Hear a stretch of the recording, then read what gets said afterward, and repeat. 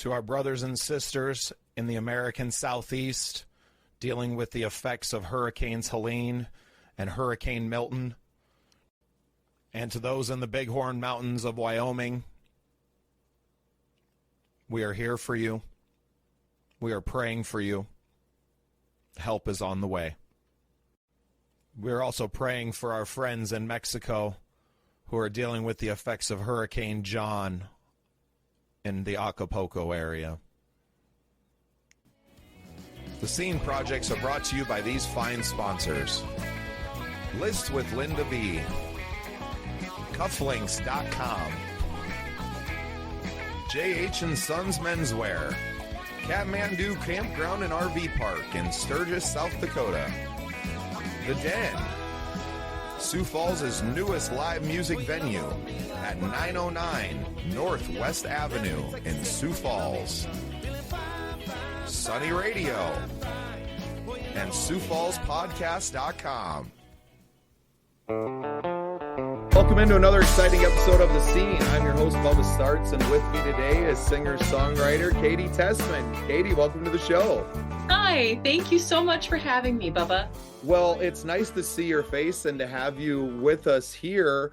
You've already been featured on our show, Love Noise. Your single, Treasure Trove, was a big hit with our fans here. So a big congratulations to you on that.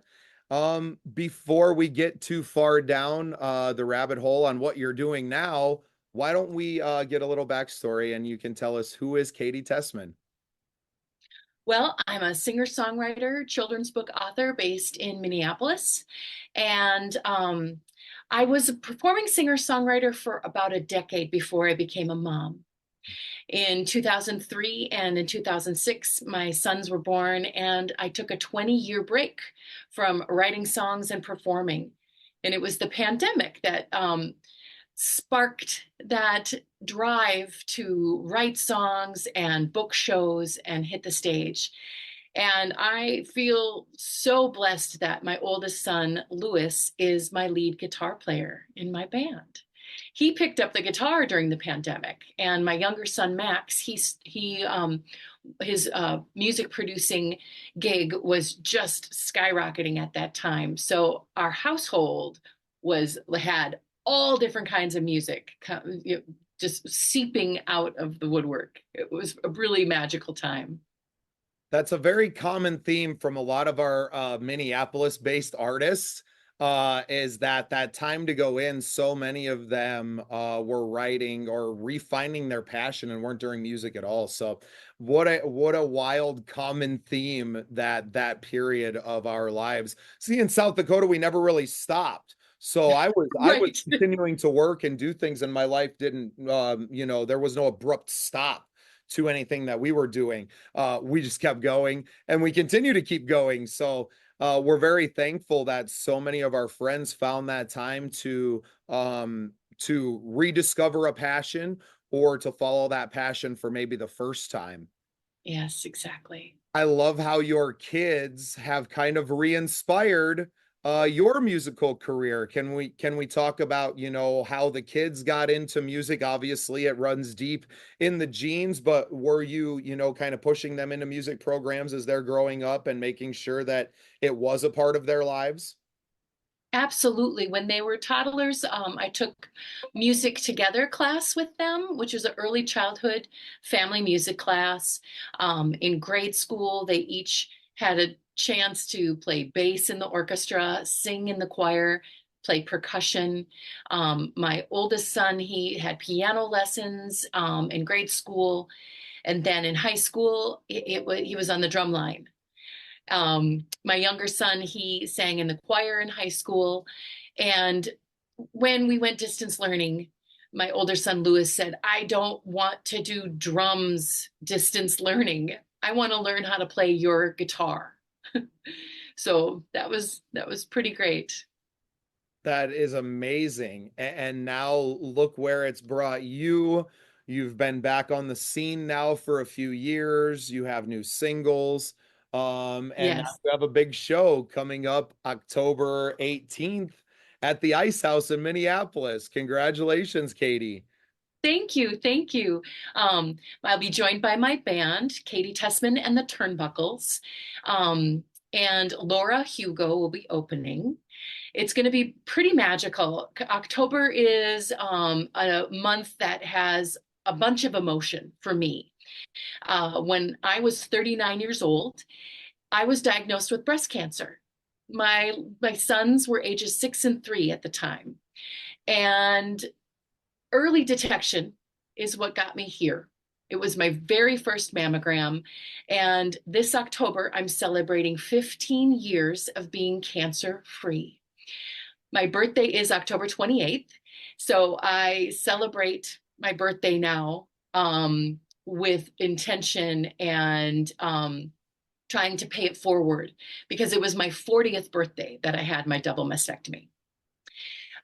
So on the 18th of October at the Icehouse, we are raising funds for Gilda's club. Gilda Radner, Saturday Night Live change maker. She was diagnosed too late with ovarian cancer and died at the very young age of 47.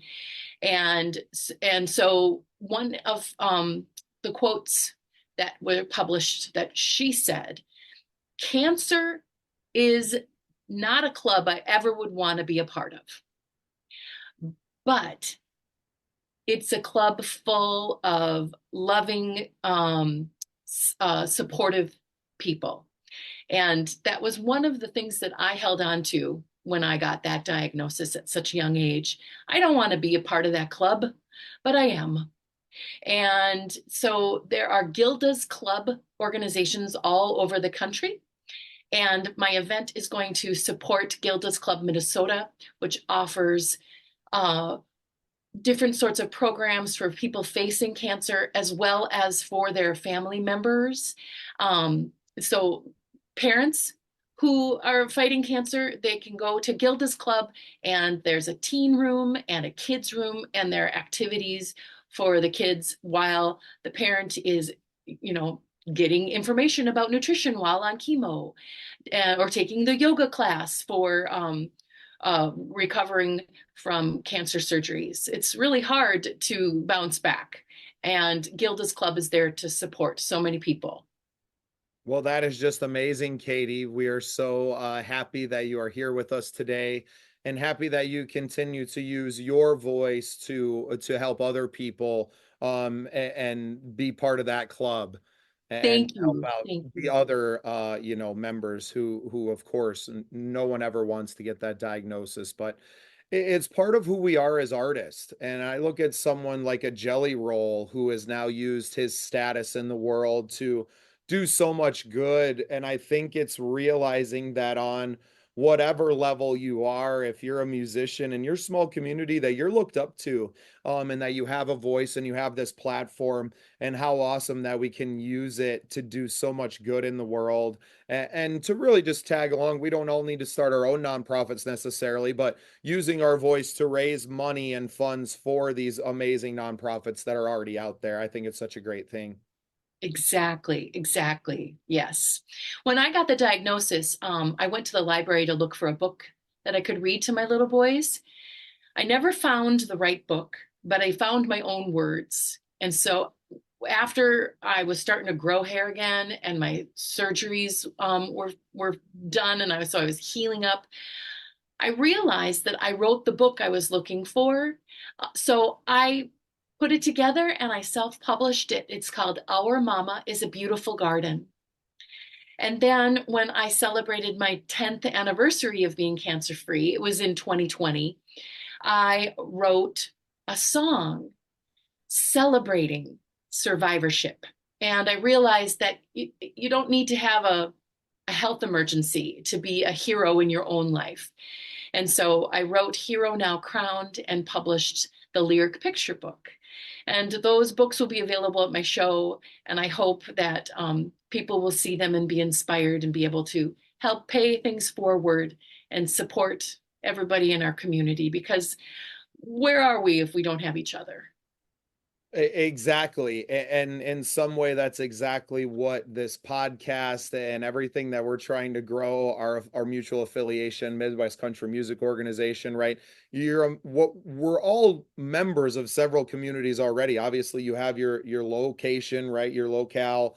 But then there's a lot of other communities, whether you're an artist or different things that you're into. We have bowling teams that we're a part of. That's a community, right?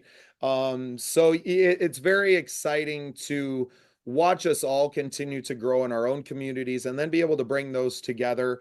I'm sure if the MCMO knows about it, right, we'll be featuring the show, and we're doing our small part here to feature you and to feature everyone out there. A guy like Scott Kirkhart comes to mind with his Broken Strings nonprofit, and it's amazing things that we're all doing, and I'm so fortunate that I kind of get to be the one who covers it all and gets to talk to everyone. I feel so blessed. Yes, thank you for helping amplify everybody's voices in this whole music thing that we got going on. Yes. Well, you forget that people are listening. I'm just talking to my friends, and it's really there's nothing to it. We're getting a very huge opportunity this week, and by the time this airs, it will have happened. But we're starting to cover larger events at our arena here in Sioux Falls, the Denny Sanford Premier Center, and getting our foot in the door with these people and learning that the connection that we want to make is with fans, right? We're planning to do fan interviews and to get to know some of our people and some of the sponsors for these shows and the businesses behind the ones that are supporting these amazing events and providing a platform for a little bit deeper coverage than just a name on a wall. Let's get to know the people that are behind these companies and behind these nonprofits and everything. And I think we're finding a home. It's really exciting to be right in the middle of it right now, but uh, Yes. I was glad that we got a few minutes to speak about you and your show coming up and Gilda's club, which I mean, she was such an inspiration to so many friends of mine, female performers, actors and actresses, and not just females, an inspiration really to Yes. the whole world. Mhm. And yeah, kudos to you for Thank being you. inspired and to do something with that. And yeah, to keep moving forward. I wish you the best of luck.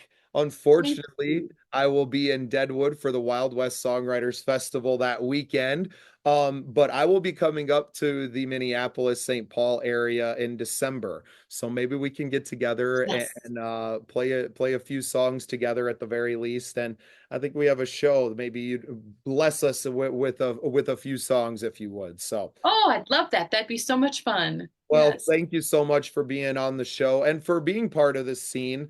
And yeah, we hope nothing but the best for you, Katy, and have such a fun time at the Icehouse. What a legendary venue there in Minneapolis, and we're so Thank happy you. for you and the band. Yes, thank you. On my Facebook page, I'm going to have a fundraiser. So those folks that can't attend the show but want to give, they can track down the fundraiser that way and contribute. Absolutely. Perfect. We'll have links to everything. Of course, you have the website as well. So when we post the Yep. episode, we'll have all the links in there and people can find you. And thank you so much for being on the show today, Katy. It was good to see your Yeah. face and meet at least virtually. Right. Exactly. So much fun. Thank you, Bubba. Yep. Have a great day.